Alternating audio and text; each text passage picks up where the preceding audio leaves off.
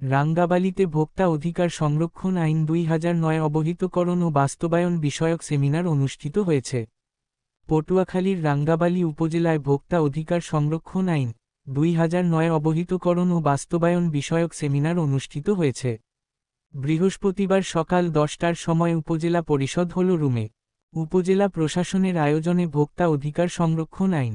২০০৯ অবহিতকরণ ও বাস্তবায়ন বিষয়ক সেমিনার ও আইনশৃঙ্খলা মাসিক উন্নয়ন সমন্বয় আলোচনা সভা অনুষ্ঠিত হয়। এতে উপজেলা নির্বাহী অফিসার মোহাম্মদ ইকবাল হোসেনের সভাপতিত্বে উপজেলা কৃষি অফিসার মোহাম্মদ আসাদুজ্জামান, বাংলাদেশ নৌবাহিনীর কন্টিনজেন্ট কমান্ড মোহাম্মদ মোহসিন, রাঙ্গাবালি থানার অফিসার ইনচার্জ ওসি এমারত হোসেন, উপজেলা বিএনপির সভাপতি আব্দুর রহমান ফরাজি ও উপজেলা বিএনপির সাধারণ সম্পাদক হারুন আর রশিদ হাওলাদার, উপজেলা বিএনপির দপ্তর সম্পাদক মোহাম্মদ মুনিম আহমেদ, উপজেলা প্রাথমিক শিক্ষা অফিসার দেবাশিস ঘোষ, রাঙ্গাবালি সদর ইউনিয়ন পরিষদ ভারপ্রাপ্ত চেয়ারম্যান মোহাম্মদ মান্নান, রাঙ্গাবালি প্রেসক্লাবের সভাপতি মাহমুদ হাসান রাজীব,